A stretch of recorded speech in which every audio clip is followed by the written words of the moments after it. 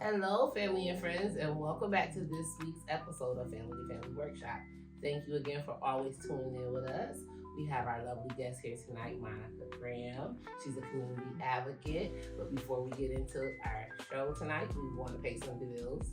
With that, we would like to thank St. Mark St. John for allowing us to have this spot.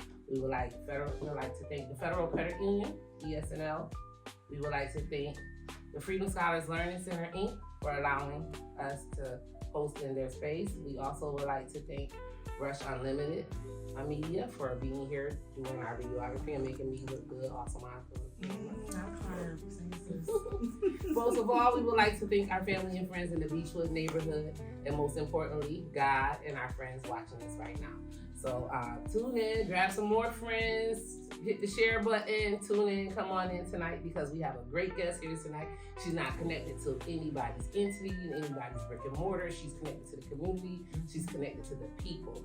She's a community advocate. Her name is Monica Graham. And without further ado, I'm going to introduce her, and she's going to introduce herself and just give us a little bit about her, where she's from, who she is, and what she does, and what community advocate work looks like to her.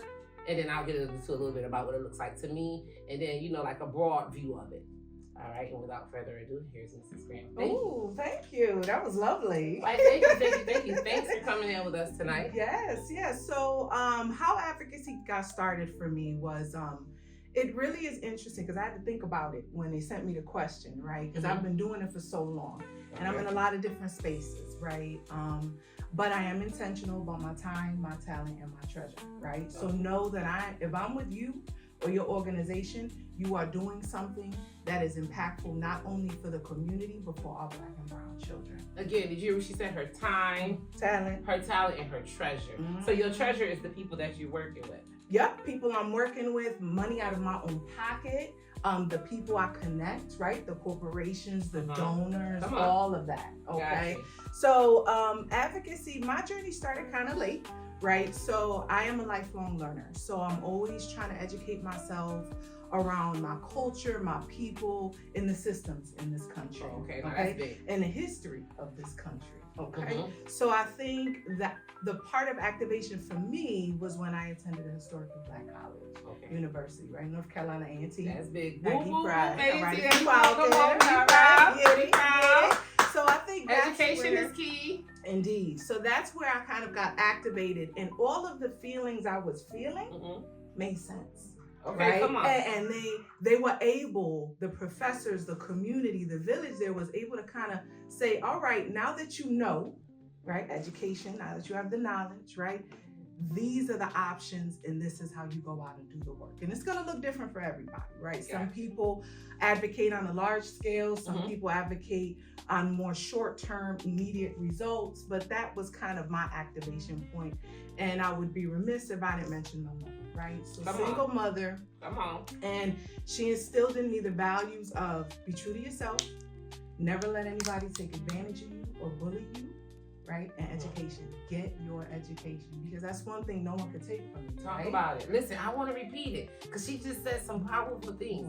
Be true to yourself. Being true to yourself, if you're true to yourself, everything else really will fall into place. Anything that fall out of place, when you're true to yourself, you get right back to it. Education is power. The more you know, the more you grow. When you know something, when you know what you know, they can't take it from you. They can strip you from the money. They can strip you from the Wall Street. They can strip you from the good but guess what? They can't strip your brain from the knowledge.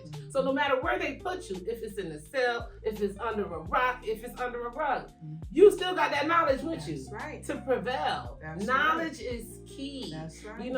Reading is powerful. Indeed. Because they used to say if they don't want you to know, they're going to put it in a book, right? Okay. So make sure y'all reading. Pick up the books. Pick up the books. Some of these beautiful books. Yes. Okay. The main book is the Bible and the Constitution.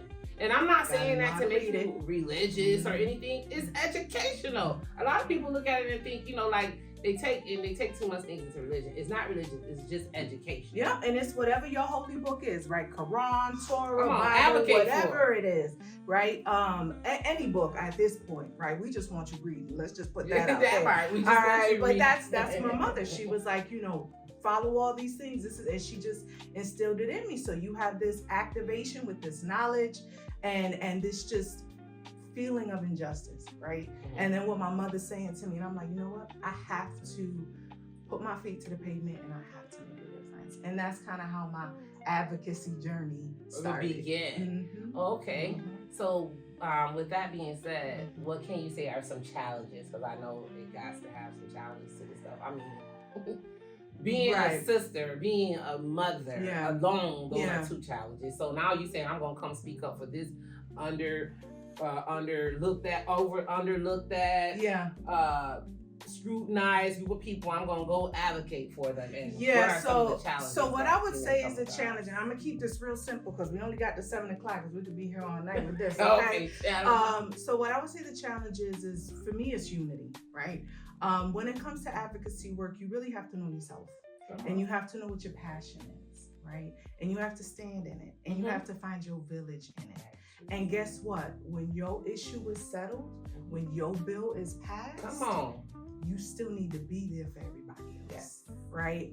And not walk away. And we need to be a village, because there are times where if I'm doing this work for years, like we have been doing this work, some people for decades, right? Trying to get a bill passed, we're tired, we want to sit down. So we need a village to be unified and say, you know what? I got you, take a rest, stand together, and just unite. So unity, I think, is the biggest obstacle. And Monica, for us, I'm educated. I'm still a I'm a lifelong educator, so like you, and I can agree with you with that. You know, before education, I would, and I'm not taking away that systems and resources and stuff like that are barriers to the work that we're doing and the work that you have committed to do, but. Again, I really think we use those as scapegoats because the main thing you said, unity and community. If we stood up united, I mean, so much change. We will have so much change. We wouldn't be able to say the system because we can break the system. Yeah. We powerful in numbers. Yeah. So we can break numbers, change. Let me add this, Teresa. Come on, Martha. Let me just say this. Please. Okay. Your lived experience is powerful. It stands for something. You don't need a lot of alphabets behind your name. If you do, congratulations, because I know that was work. But your lived experience is powerful, and you can use that in your journey, right? So if you have the formal education, great. If you don't, you are just as powerful as anyone else. And you know what? You should align yourself with people because we all have strengths and weaknesses. Come on. Okay? I'm here. I'm That's telling you. All right. I know some people out here like, I know. But you need to align yourself with people and understand that education is important, but your lived experience sometimes speaks even more volumes than any paper or any kind of dissertation can. I want to piggyback on that because, like you said, your experience, and a lot of people think because they don't have the education, but I know for a fact. I know it's a lady in our community right now, name is almost on everything. She's preaching other people's experiences. Ain't got the education and open it up all around the city of Rochester. She part of this, she part of that, she part of this, and she part of that. But I'm saying this to say, because when I was in college, I took my internship over at that non-for-profit / private, what she got going. And I watched her take bits and pieces of other people when they explained it to her, like, or gave her their story. And then I heard her stand up in a meeting like, that wasn't your story. But you're going to take it. But I'm telling you, but I've watched her grow communities. So with that being said, she had the knowledge enough to know, okay, I'm going to take this experience from someone else's and go ahead and get help. So like she said, you don't have to have all of the alphabet behind your name to come out here and be a powerful person in your community. Go with your intuition. If you have something to give back. If you're from the community, you have something to give back. And your experience, shared stories, that's been my biggest thing too, like with these podcasts, like having that platform so people can come on and share their stories so people can know, okay, that experience, because a lot of the times people go through things or people want to do things and they don't know it could be done or they don't know it was possible or they don't know that it's somebody that's just like you, that look like you, that might have done that thing or might have tried it, succeeded, might have tried it and failed, but you just don't never know until you try it. But people won't even try it. But if you hear somebody else that look like you from the same neighborhood say they done tried it, then you'll be like, okay, well, I could try it too. It's like, And I'm glad you said that because that's going to segue into my next conversation. It might be one of your questions on there. I don't know. But what I want to talk to you all about now in advocacy, and I was thinking about this on the way here. A lot of times when you think of advocacy, you think of a problem. Come on. Right? Mm-hmm. Why don't we talk about solution-based advocacy? Yes. Right? Why don't we talk about freedom solution-based advocacy, right? If we concentrate on the solution, right, and we know it works, we can eradicate the problem. So one of the things that I'm advocating for, and I stand true, is Freedom Scholars, right? Yeah. So one of the issues, right? There's a lot of advocacy around our babies can't read, right? If you're on RCSD, Yes. you know that. It's almost Yes. every meeting, Yes. almost everybody talking about it, Mhm. right? But here at Freedom Scholars, the babies are reading. Yes. But guess what? The babies are reading above grade level, right? So this is advocacy work to go out and to say, oh, you know what? You got a grant and it's around literacy. How about you connect with this program that is doing the work, that has the data, that has the results? How about that? How about we advocate around that? And it ties into our unity, right? Yes. Because this is our village. These are our babies. Yes. And they are amazing. And let me tell you something. All right, I don't know if I'm gonna be on know topic, you but No, that's fine. I'm gonna go. I'm gonna do it because that's what I do. All right, we're gonna come back, okay? We real here. So I don't even know how I got introduced to Freedom Scholars, but I know that I came in to read one summer. Okay. And the Read energy, aloud. okay, and the end first, I got to pick my book, so y'all get to pick your book Yes, now. read it out. And the energy that I got from those babies carried me through the week. You hear me? The week. And I think now more than ever, as a community, even as a nation, we need hope, especially if people of color. And this is the advocacy. This is the solution-based advocacy, is the hope. So I read my book, and when I tell you first graders, second graders were asking me questions that I was like, okay, wait a minute, I need a minute to think about this, blew my mind, right? So that is what's happening here. That is what's working. So that's what we have to unify around and uplift and advocate for more. So that is what I'm talking about. Yes. So like how you said, hope, because that's one thing that we need. And it's so funny that you can share that experience about going to the Freedom Scholars. So listen, I used to work there younger, but so I knew what it entailed. So as I got older and I graduated and my kids were off to school, my grandkids, we didn't live in the neighborhood, so they weren't signed up, but I would stop by Harambe every morning. Every morning. Listen. To get my spirit going. And it gave me hope to keep pushing forward through the strife of life. And if that's and the kids, people used to be stopping me. Yeah. You work here still? No, I just come to get fill that void. I got to go get Harambe. So it is amazing. So I'm glad that you said that, because again, right now, hope is what's needed. Hope and faith, honestly, like in things that you can't believe, because everyone's putting so much faith and love and time into all of the tangible things when that's not where it's at. That's it. So my thing is, look at how you felt as an adult. Now imagine how the babies felt, came every day. Come on. Feeling that, and then walking out here. Imagine. Okay, I'm not even gonna imagine, because I know the amazing things that they're gonna do after being in this program. Okay, so that is what I'm talking about. That's the advocacy I'm talking about. And that's some of the things that we need to talk about more. Yeah, there's gonna be problems. We know that. Always problems, but let's concentrate on the solution-based advocacy, and let's uplift these programs that are actually delivering results and building our babies up to be the kings, the queens that they are. Gotcha. Okay, that they are. So, like, back to that unity and having that community, what do you think that we should be holding, like, our everyday residents? Or is it something that our everyday residents, how when we came up back in the days, we couldn't even walk down the street. Everybody had something to say, put your hands up, in the pocket in the back if you snatch your neck. You know it. Yeah. So now, we're trying to bring that back. So, because it's like nowadays, kids are looking like, you ain't mine. You can't say nothing to me. But it takes a village. And so again, if we're gonna bring that village back, I can't say it take a village and then don't allow my neighbor to help chastise my child. Chastise don't mean putting your hands up. Chastise is telling them the right thing to do. Chastise is making sure they're going the right way. Chastise is seeing you aching, or if they ailing or hungry, and mama ain't around, making sure they're okay. We used to have advocates like that. And those were advocates, They was our residents, but they were advocates. And so nowadays, today, what do you think is a role that they should play, or like how So if I could give a word of advice to my peers and elders, it would be, we getting in our own way. Okay. Come on.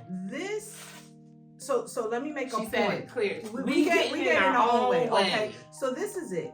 This world is crazy, but there are beautiful things happening. Come on, right? Talk about it. So we as adults have been on this earth, so we have the years of wisdom and maturity. Well, some of us, right? Yeah. Okay. But these youth, they don't. The babies don't. So they're experiencing all of this at the same time we are. So run that through your mind for a minute, right? You run that through your mind. Stop getting in our own. Stop, listen, right? These babies, and then when I say babies, no disrespect to the teens or the youth, right? The young adults, you know, the babies in my heart. Auntie Mo love you like that. But they are learning, navigating, and adapting in real time. In real time, right? We need to stop, we need to listen, and we need to learn. I love them. And a lot of things, I'm in a lot of spaces with a lot of youth, and they're like, well, no one listens to us. They judge us. They think we don't know. We got to stop that. Once we stop that and we are open to learning and listening, the village will automatically happen. It'll automatically assemble. And we got to get back to my baby's my baby, your baby's my baby. I tell people all the time, you see my son? I'm not going to say his name. You see him and you know he ain't doing it. Say, I know your mama and I'm a caller. Get right. And he knows that, right? And he's like, man, you know, a lot of people, I do. But that's how it is and that's how it needs to be. It but, you know, you got to sit with yourself and you have to really, that's something that has to be in your heart, right? You really got to love your people and you got to love our babies. So that's the advice I would give. As a people, that's the advice, you know, like just be true. Like basically, and like she said, you know, like there are babies. They're not, like you said, teenagers, toddlers, adolescents, they're all our babies. And as an adult, you know, like when you see them walking down the street, it's okay, you know, like to, you gotta give them a friendly smile too. I know it's kind of hard to approach kids nowadays, but if you smile, they'll smile back and then you can give a word of kindness or something, you know, like, start up a conversation. You know, they like to be called the YNs, you know, if you come to their level and speak to them a little bit, but don't, you know, like, and my advice would be to just don't, and I learned this from my father. He called it turning over stones. Okay, you speak to everyone you know because you just never know how somebody's day is going, but you definitely want to speak to the people you don't know. Because you definitely don't know how they're going. You don't know. You don't know if anybody. You don't know if anybody spoke to them that day. You don't even know if they were acknowledged that day, or if nobody poured into them. Come on. So sometimes just a good morning with a smile. You ain't got to smile back, but know that I saw you and I acknowledged you, and I'm just happy that you were in my presence. And Monica just said a thing, poured into them. That, hey, how you doing? Could pour into me. It could pour into a person. Like literally, I got a grandson every time. You see, oh, mama. And he come give me a hug. Cause my grandkids know, so I love it. I'm like, oh, come on, grandma. Grandma, grandma. And grandma be looking like, oh, you gonna hug up on her like that. I'm like, he can come give me all the hugs and the hugs in the world. That's it. So as an adult, yes, let's just get that back how we used to be. Now with our children, that's another one. Because I got a teenager, I got an 18-year-old, and I got a 27-year-old. So I'm still asking my mama how to talk to them. I'm still asking around how to talk that to advice go with them too. And I get you an accountability partner. My sister's mine. Because it is harder when it's your own. But it is true. We have to stop. We have to listen. Okay, and that's going to help them trust us, you know? And so even for the young adults, for them, that goes for them too. Don't get in the way of yourself. Stop, listen. Teenagers, young adults, don't get in the way of yourself. If we having a conversation and we bumping heads, what you said, stop, listen. Because we ain't going to tell you nothing wrong, but I know you too busy not listening, so you don't even hear what we got to say. Stop, listen, no, and that's some true stuff, you know? And there's a common ground in there somewhere, right? And we can agree to disagree. Amen. And that's all right. Because again, we're coming from two different spaces. Right? We can agree to disagree. But young people, you all have some knowledge and you can definitely teach us some things. Understand that it's a little different, right? There's a lot of generations. I think there's 5 generations in the world right now. So this is a lot going on. So there's a lot of differences in cultures and mannerisms. But you know, everyone just stop, listen, find a common ground. We can always agree to disagree. There's Come back to it later. And there's some fact to that. Not to be putting y'all in my business, but me and my daughter was just going through some things. So I had to take some type of promise program in the system, what they had going. But the questions and everything that was in that program, it basically had me like come back down. Because I was thinking like, oh, I'm the parent. And she listened to me and I'm doing no. It told me to stop, listen. And then it said, don't use words like never. Yeah. Always, because I'd be quick to say I ain't never did, and I always had, you know, stuff like that. And it shocked me when it told me to stop, listen, and then stop using certain words when it came like to having that conversation with your children. So again, like she said, I love that as an adult, but I think as a listener, as our listeners, as a teenager or as that young adult, that stop, that listen, to get our community back, to be advocating for one another. We have to listen English. You have to have a listener here to understand what it is a person is. Because everybody's story is different. And everybody's bringing something different to the table. And you have to leverage in advocacy those strengths and those weaknesses, right? That's right. Because I know, you know, where my weakness is, and I have to step back and be like, okay, this ain't me, right? This is you. So it is important that you stop and you listen and acknowledge your strength and your weaknesses. That's for everybody, you know. Just be a good human. Just be a good human, and we good. Yeah, I went to this religious place, and it was always it was like family, and so I would always ask my aunt, God rest her soul. I used to be like, well, Auntie, you know, like, because they was raised one holy in a whole nother religion. And then they went to this one other thing, and so she would tell me like that she would go around those certain set of people that her kids went off to somewhere else and she went here. And she said, everybody can't sharpen your tool. Yeah. I said, what's that? And she said, your 5s and 2s. So do what you got. And be careful who you're doing it around, because everybody can't sharpen your tools, and everyone can't sharpen your tools, and someone will make sure that it's dull. But and she's a Christian lady who was saying that, but she was saying that to say that, you know, just because those folk don't agree with you and they may not agree do and be with you and down for what you do, don't mean that those folk ain't for you. Because you guys can be all working towards the same greater good. Even though you may be over here working on it by yourself or over there working on it by yourself. And y'all may not see eye to eye on things, but for the greater good, y'all all are working towards the same thing. So as an advocate, as the people of the world, because an advocate is just someone who's going to listen to you and help you along the way, bring you along the way. You've added a million other hats to that advocacy factors that you did and the places you work with. And because it's crazy, because a lot of advocates, like you said, when you hear the word advocate, you think about a problem. You know what I'm saying? Or I'm going to help this person out and I'm going to speak up for this person. But how we done spoke over in this conversation, advocacy is just listening. So, you know, and then, okay, saying this person needs this, and then I'm going to go over here and say, okay, well, I'm here for such and such. They didn't know this stuff was available, and I'm here for them for that. So there's different levels of advocacy. And again, that's why I wanted to kind of shift the lens, right, to solution-based, because we're always talking about the problem. Let's talk about the solution, and let's talk about what is actually working. And that's why I said, like, let's concentrate on what works and support those programs and support those people that are actually out here pounding the pavement and that care and that are doing the work. Right? Be intentional. Be intentional with your time, your talent, and your treasure. I tell everybody, I'm in a lot of spaces, but it's intentional, right? It's intentional because either the organization or the people that I'm working with align with my values and align with what I want for our children.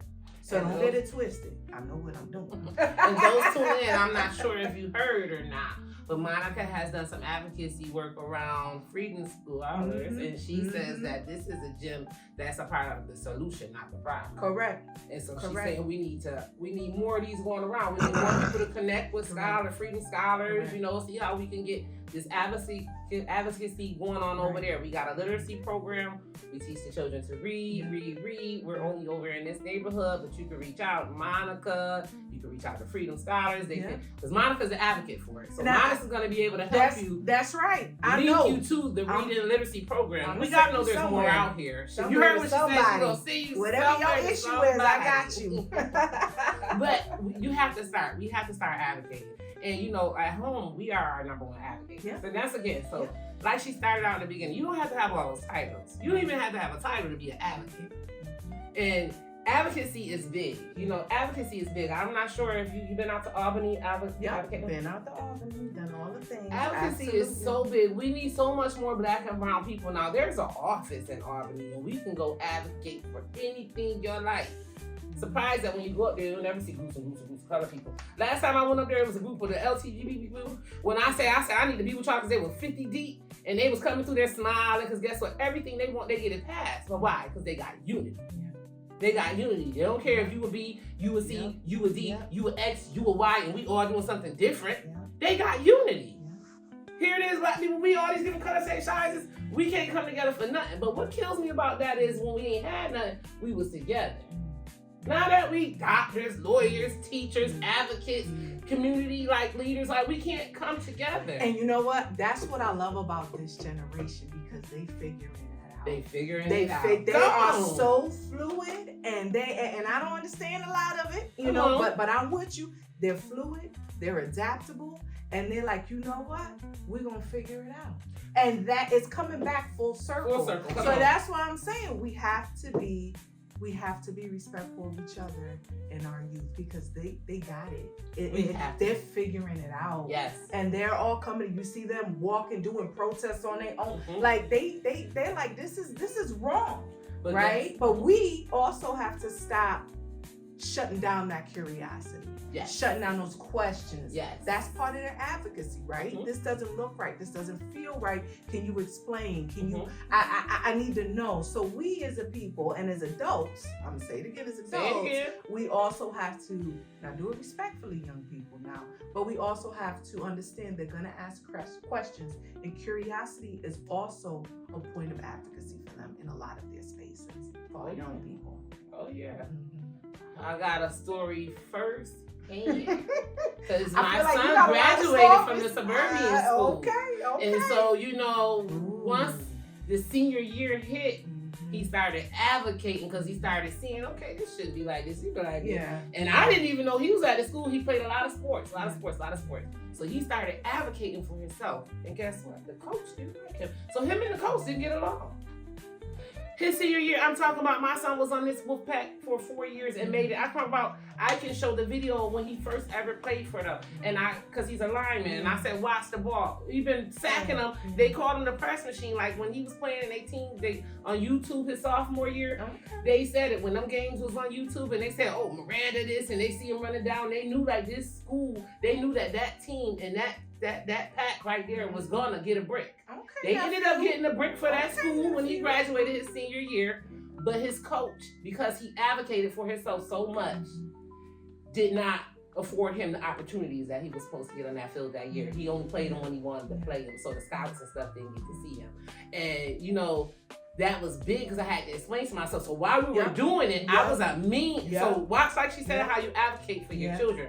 Because here it is, by the time it got to me, it didn't look like advocacy for me. I was a parent speaking up for my son. Mama Bear came out. Down the school, But see, if I would have known, that where my son was coming from, like an advocacy point, because I didn't know the conversations he was having with his coach until it was too late and the director got in and he was like, okay, this is what's going on. Carmelo walked into practice and he told the coach X, Y, Z. See, the coach didn't like that. He advocated for himself. He would ask him questions and be opinionated and stuff like that. And the coach didn't like it, and it took for the director to tell me, it was just me and the coach that he wasn't his, so he felt like it's his team. And if he set him down, he set him down. But understand, this way he's from an urban, so he's in an urban suburban program, so he's already out of his community. And now he's over here, and he's dealt with it since second grade. But now things that didn't look right to him or didn't seem right to him, he's questioning them. And since he started to, and he never let me know what he was questioning at home. I just knew that all of a sudden, hold on, my son ain't playing. What's going on, coach? He's always on the line. He's been on the line. He's been on varsity since he was in the 9th grade. Now all of a sudden his varsity senior year and he's not playing. And I think that's That's the reality of advocacy. So work, be right? careful as youth Yeah. when advocating for yourself. Like she said, you be respectful about it Yeah. because they will try to cut you clean on out of And you may not get what you want. Like the fact of the matter is, like I said before, we have bills we've been fighting to pass for decades, right? But that's advocacy. That's advocacy. You have to know yourself, and it has to be within you to say, you know what, I'm gonna keep going. I understand I don't got this one. All right, I see you. I understand I don't got this win, but I'm gonna keep going. I'm gonna refine my argument, right? I'm gonna go back. I'm gonna look at what worked, what didn't work. I'm gonna consult with people around me, say, how can I do this better, and just keep going. But that's advocacy. You know, sometimes you'll get it, and it's great. But the work never ends. You just got to keep going. And sometimes you won't. And it's a fight. It's a continual fight. And you know what? You may not see it in your lifetime. Come on. Right? What's the proverb? We plant the seed knowing we may never sit under the shade of the tree. Come on. Right? Speak that proverb one more time for them. A reality. Because a lot of the time, the work that we putting in, we won't. Reap the benefits or the fruits of our labor. Right. So say it again, but the work still must be done for our next generation. That's right. That's right. And that's for all generations, right? We plant the seed knowing we're never going to sit in the shade of that tree. And you have to be okay with that in some spaces. I think you took the answer to my next question. I was going to ask you, like, what's your forwarding message to the people? But I think that's almost like a so that definitely is one of them. Okay. And inspiration for the youth. Yes, so inspiration for the youth. So first of all, to the youth, I want you all to know that you, and I'm going to start tearing up here, but know that you are loved. Right? That you are respected, and there are adults out here that are fighting for a better life for you, and we don't even know you. Right? So this is on Timo. You all my nieces and nephews, right? So that is a real thing, and know that your voice matters. Yes. And you can advocate for yourself in all different kinds of spaces and all different kinds of ways. Mm-hmm. Just be respectful about it, because understand different generations receive things differently. Yes. But you all are amazing. And you are inspirational, you're magical, because you got it. You're dealing with this crazy world, which have beautiful things, right? Yes. And you are one of them. And you are still moving and you're adapting. And it is an honor. It is an honor to see you all grow. So that is my message to the youth. Now, my message to the elders and the adults now, I'm going to say it again. Don't get in your own way, right? This generation, they have it. They understand. We have to stop. We have to listen.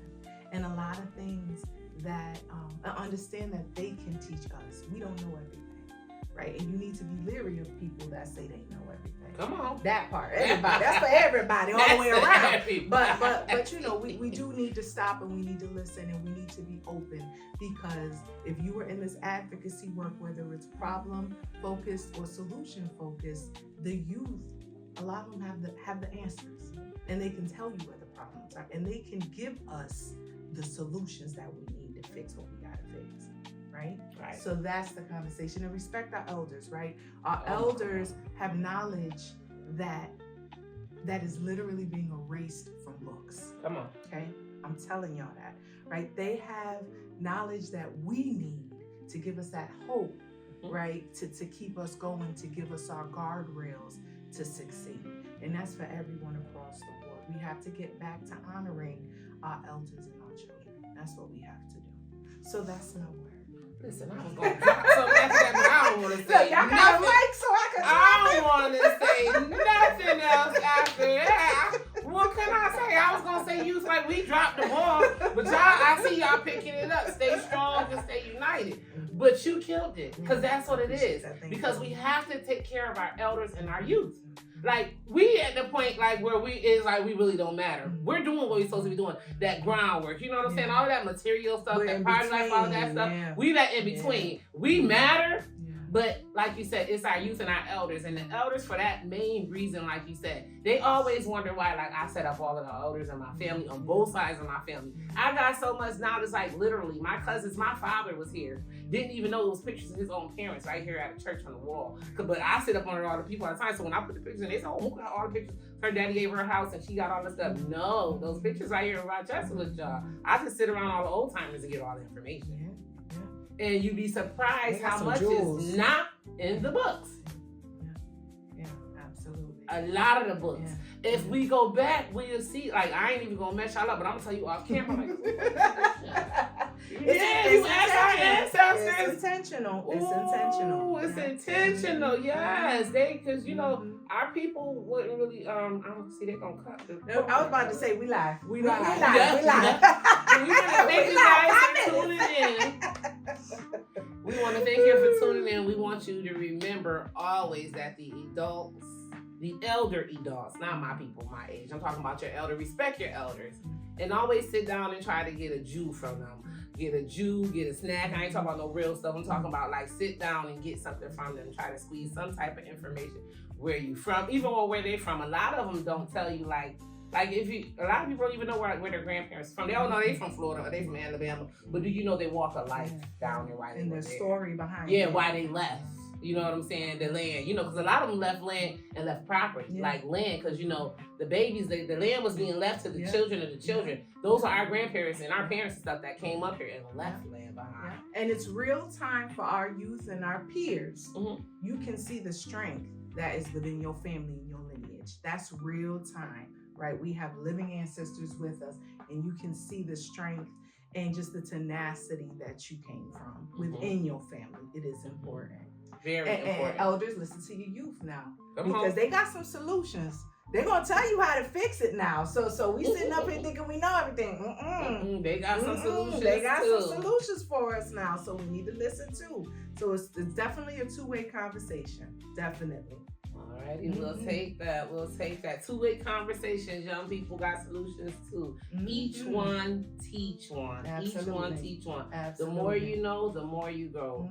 Reading is important. And Freedom Scholars, we still got Read Aloud. So if you would like to come read a book, y'all better sign up. Stop playing. Sign up, come get you a book. If you're a doctor, you're a lawyer, you ain't an advocate in the community. You could be just from the community and want to come out and volunteer. Come see your babies. I promise you that it will fill a void in you that you wouldn't even understand. If you just step in, you're going to want to try to sign the whole family up for the program. Right. It's really inspirational. I must admit, it's inspirational. It teaches you, and again, because once you get that knowledge in your brain, it's like, and then your brain, it's practical thinking. It thinks all day, and you can't stop it from when thinking. you know better, you do better, right?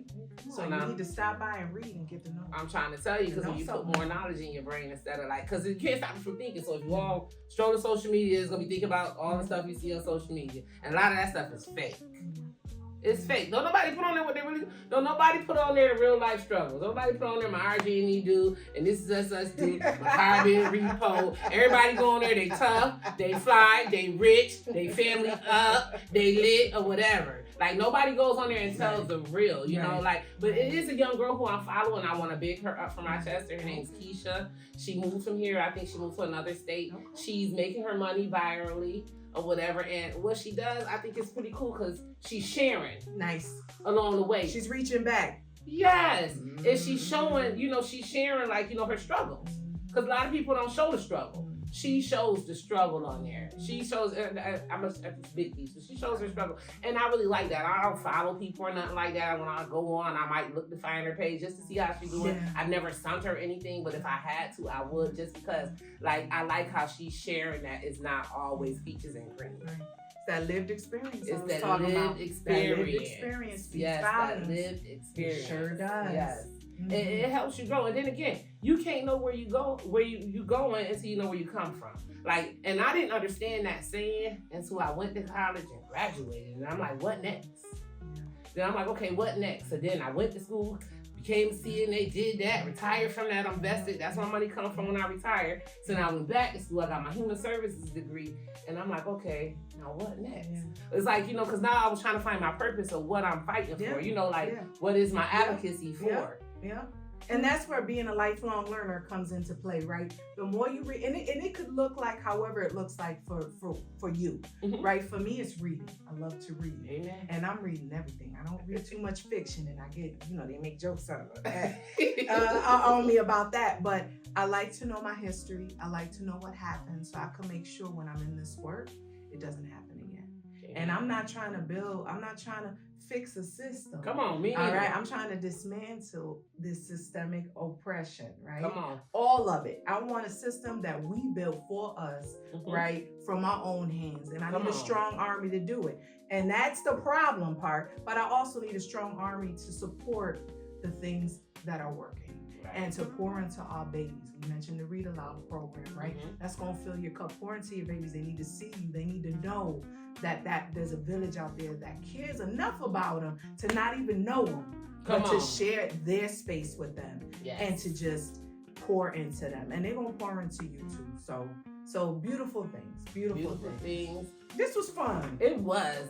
I love it. I love the knowledge. I love, because that's one thing about me. Like, forever learners, you love to learn. But then, like, the stories, like, people really don't understand how powerful it is, like, to hear another person's story. Yeah. Because it gives you power. It gives you push. Yeah. To go on and do what it is that you want to do. It gives you all of that. All the things. It brightens your spirit. It lifts your spirit. Even if you ain't even gonna do these things, but it puts your mind in your space, in a good space. Helps bring you some kind of clarity, right? Yes, and eventually it'll start bringing you to those rooms. Yeah. Eventually, because now you know where you're going. Yeah. And that's what the problem be a lot of the times. A lot of people don't know where they come from, so they don't know where they're going. So we just be out here grinding and doing this, just doing that and doing that. But when you get the purpose and understand, because we all got purpose. We gonna end on that note. There's a purpose for all of us. There is. And it's not just partying. It's not just being party. It's a purpose. It's a purpose for all of us. And once we find that purpose, and I'm not saying we can't party, because, there's so much pain that we got to have joy. Yeah, and but in that partying, and this is why I don't go out no more, because in that partying, I couldn't find a village of people that wanted to party and prosper. Yeah. It was just all party.